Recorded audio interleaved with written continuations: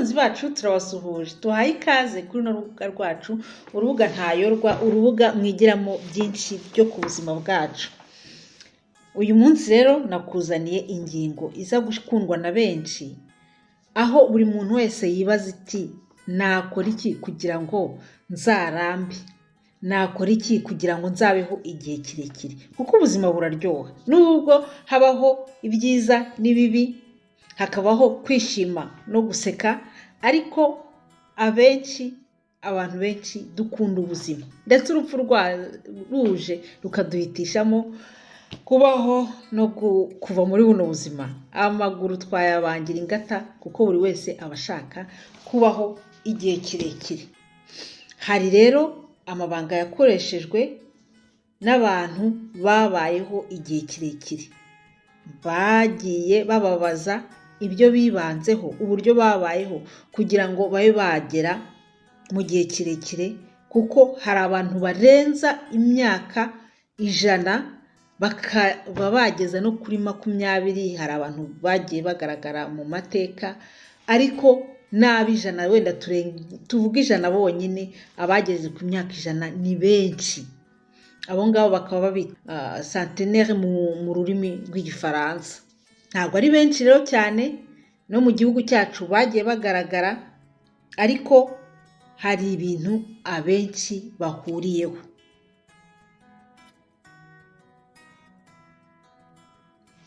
Kugira rero ngo umuntu arambe, akenshi biva mu maraso y'umuntu. Ugasanga nyine za gene aba yarahawe n'ababyeyi arabyifitemo nyine ko azabaho igihe kirekire. Hari kandi n'uburyo abayeho, style de vie, uburyo umuntu abayeho buzamo cyane cyane mu kuvuga ngo umuntu azaramba ntago azaramba. Hari ibintu nza kukubwira nyine muri style de vie bituma umuntu ashobora kubaho kirekire, ariko haka n'ibindi byihutisha ubuzima akaba yagira ikibazo cyane. None rero kubemera Imana bo baravuga bati ni Imana iba yarabigennye, abahanga nabo bakavuga bati ni ibintu scientifique, cyangwa se n'ubundi buryo wenda harimo ubwo nza kukugezaho. Ubwo rero biterwa n'uburyo ki umuntu abyemera. Ariko nanone abanyarwanda bo baravugaga bati ni amahirwe, n'amahirwe nayo burya azamo. Hari n'abavuga ngo ni destin, ni rwa rwandiko nyine umuntu aba afite. Ariko reka nkubwire, hari ibyo abantu bose benshi bahuriraho.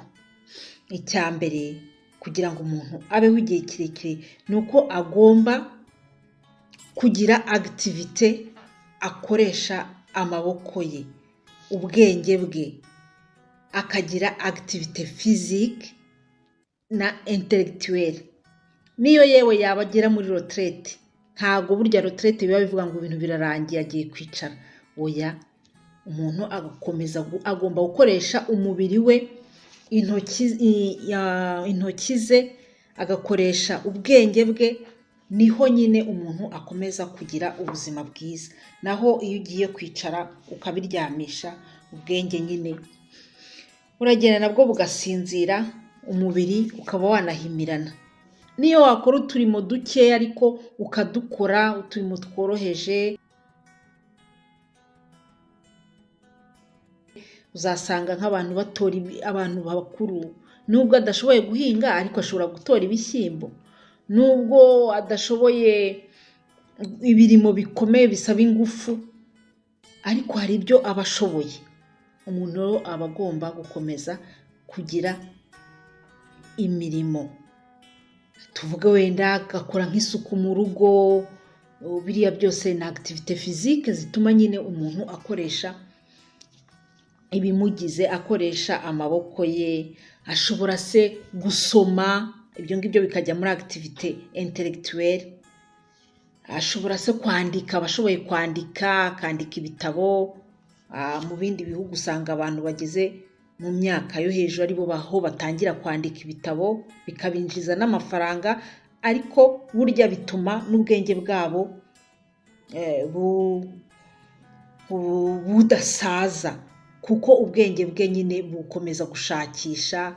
Ugasanga hari nk'umuntu utangira gahunda akajya no mu ishuri akiga za formation. Muri no minsi hari formation ziba zitandukanye, akaba yafata na formation.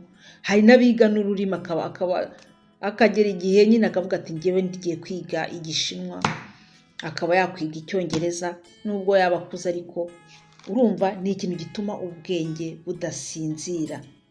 Hari n'utundi tuntu rero ashobora gukora tw'imikino. Burya reka ngoye nk'urugero, nka kera wasangaga abantu b'abasaza cyangwa abantu b'abagabo mu gihe cyo kuruhuka wenda bakina igisoro.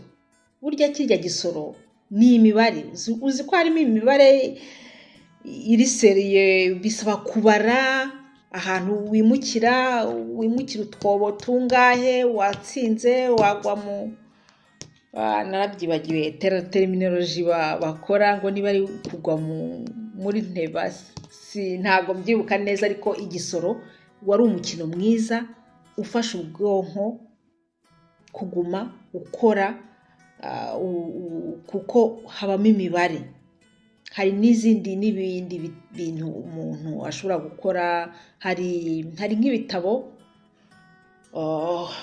ubu ushobora gusanga mu maguriro y'ibitabo biba birimo utuntu tw'udukino, biba birimo za tableau croisée, utuntu se tw'ibisakuzo, za devinette.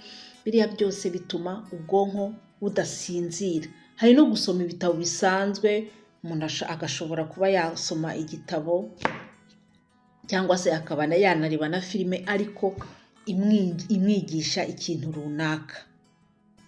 Uko rero niko kugumana nyine ubwenge kugira ngo ntibusaze.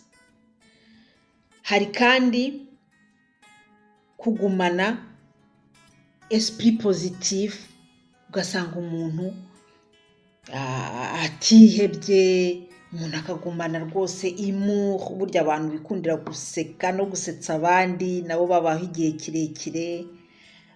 Hakaba abantu bashobora kugumana morali nubwo wenda baba bafite ibibazo, cyangwa burya abantu bakuru baba barapfushije wenda nk'abana cyangwa bakagira ibindi bibazo runaka, ariko ntabwo bagomba gushyira amaboko hasi. Agomba kuvuga ati bizagenda cyangwa ejo ni heza. Iyo ugumanye rero icyo gitekerezo mu mutwe wawe ko ibintu bigomba guhora ari positif, ko buri gihe bitagomba kurangira nabi, biragufasha mu buzima bwawe ukaba wabaho igihe kirekire. Kubaho uri positif kandi ukagira humour, ukaganira n'abandi mugaseka nawe ukabasetsa. Uzarebe abasaza bimereye gutyo cyangwa abakecuru babaho igihe kirekire. Ikindi nanone ni ukubana n'abandi, ukabana n'abantu kandi n'ubundi beza bashobora kukugira, mushobora kuganira neza. Kandi niba hari abo ukunda, inshuti zawe, famiye yawe, abana bawe, bishobotse rwose mukajya mubonana mukaganira mugaseka, birya bintu birakubaka ukumva ufite akanyamuneza mu buzima bwawe. Ibyo byose nyine bikuzanira ibyishimo. Uretse n'abantu rero, ni ngombwa yuko niba hari ibintu bigushimisha runaka, ni umuntu ukunda indabo, ni umuntu ukunda nk'amafoto. Wenda niba umuntu ashobora gushimishwa n'amafoto yo mu gihe cyashize, ibintu bimwibutsa igihe cyashize n'umugabo we cyangwa n'umugore we, niba yaramuhoranye ubu ngubu akaba atakiriho, ashobora kubishyira iruhande akajya abireba. Ibyo nabyo bikamuzanira ibyishimo no kumva amerewe neza. Ikindi umuntu yakora ni ukubaho mu buzima bw'amahoro, umuntu wirinda ibibazo n'amakimbirane y'abandi, kuko ibi bintu bituma abaho neza, yumva ntawe umwandurije, ntawe yanduranya nawe, ugasanga arisazira neza kurusha wa wundi uhorana mu manza z'amahugu yihimbiye, ugasanga umutima we ntabwo uri hamwe, umutwe ntabwo uri hamwe. Ibi nabyo bisarisha umuntu nyine, ariko iyo yibera mu mahoro ugasanga ni umuntu umugira neza. Hari n'abajya muri ya miryango ikora ibikorwa by'urukundo, ugasanga ni umuntu ujya gufasha abandi mu bitaro se cyangwa se mu bigo by'imfubyi, akajya mu masosiyasiyo, atari uko ahafite inyungu runaka, ariko kugira ngo agire neza, agirira neza abandi. Biriya nabyo bifasha umuntu kumva amerewe neza. Ikindi ni ukugira imico myiza y'ubuzima, ukagira akamenyero keza mu mibereho yawe. Niba ari itabi ukarigendera kure, inzoga se ukazigendera kure, kuko biragenda bikakuzanira ibibazo mu buzima. Urazi bitera indwara runaka, cyangwa se ugasanga abantu banyweye inzoga baranduranya.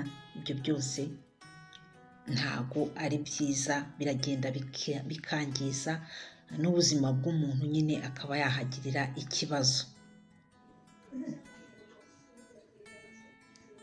Ikindi cyo kwitabwaho niba ushaka kuramba, ni ukwita ku mirire yawe, ukayitaho, ukarya ibigufitiye akamaro, ukirinda ibyo abahanga mu bijyanye n'ubuzima nyine bakubuza, akunyu gakeya, agasukari gakeya, ndetse byanashoboka ukabireka, kuko ibyo byombi bitera ikibazo.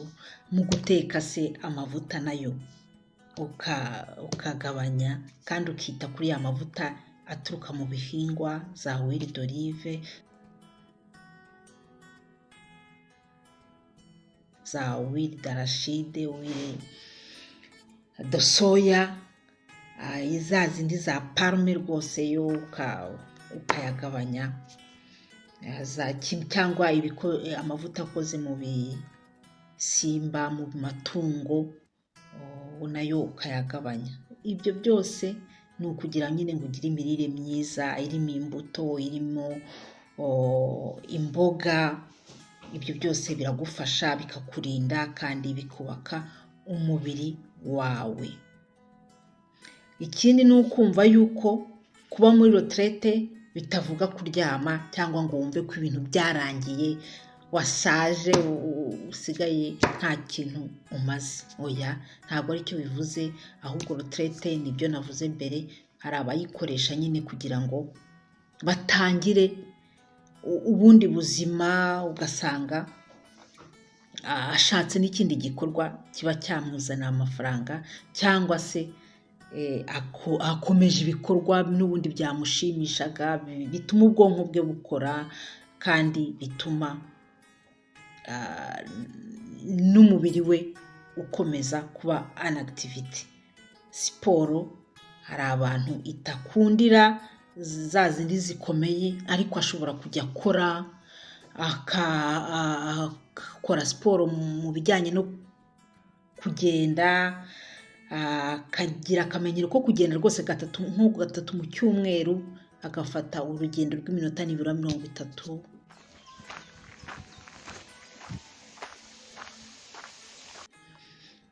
Umuntu se akagira abasha koga bakoga, abagenda n'igare nabo barakomeza kurigenda. Ibyo byose ni ibintu byiza byubaka umuntu, akaba yabaho igihe kirekire. Kandi umuntu agomba guprofita ubuzima. Ubuzima bubamo ibintu byinshi, nawe nubwo waba uri mu gihe gikuze, ariko ushobora kumva yuko ugomba guprofita ubuzima. Gutembera se niba bigushobokeye, ukaba watembera ahantu utazi, ahantu utigeze ubona. Abazungu uwo muco barawugira wo gutembera, kandi birabafasha. Gusurana hagati y'imiryango, hagati y'inshuti, kujya se mu bitaramo. Ibyo ngibyo byose ni ibintu bita divertissement, ariko bituma umuntu yumva amerewe neza. Noneho akabaho igihe kirekire kuko nyine n'ubundi aba ameze neza. Za sinema, ibintu bituma ushobora kwidagadura no gushyira ku ruhande ya magorwa y'isi, ukibagirwa gatoya ibyo ngibyo bikuremereye, ibyo nabyo byagufasha. Buri wese aragira ikimushimisha, ntabwo abantu bose bakunda sinema, ntabwo abantu bose bakunda gutembera imisozi n'iki. Buri wese nyine ashobora kujya ashyira muri gahunda cya kintu gituma aruhukaho gatoya, yumva ameze neza, ikintu cya divertisoma burya nacyo ni cyiza. Ashobora no kubwira mugenzi we w'inshuti ye nawe bagasurana cyangwa bakanasohoka bakaba basangira n'icyayi hanze. Abantu bakunda kujya muri resitora, buri wese aba agira akabanga ke mu kwishimisha. Niba ari n'agacupa agatumira mugenzi we bakaba bagasangira, bapfa kutarenza urugero nyine ngo bajye muri bya bindi nanone bibujijwe. Oya, uba ugomba, niba ari n'agacupa nako gusangiriraho, ntago ari ka kandi gatuma uhaguruka n'ubundi wavuye ku murongo. Ikindi cy'ingenzi niba ushaka kubaho neza ni ukugira akamenyero ko kwisuzumisha, ukamenya ko nta kibazo nyine ufite, ko ibintu byose ari wowe mu buzima bwawe. Iyo hagaragaye ikibazo, abaganga nyine baragufasha bakagushyira kuri tretoma, bakakuvura. Noneho niyo habaye rero indwara runaka, nayo uba ugomba kuyivuza ugakurikiza amabwiriza ya muganga na ba bandi batanga imiti bita abafarumasiye, byose ukabikurikirana kugira ngo ugire ubuzima bwiza. Muri rusange rero ndumva ari ibyo ngibyo byagufasha. Indwara ni nyinshi zitwugarije, cyane cyane uko umuntu agenda akura, ariko iyo nawe yiyitayeho agakora ibyo byose wenda nagiye mvuga, akabyitaho, usanga umuntu abayeho neza, akagira amagara meza.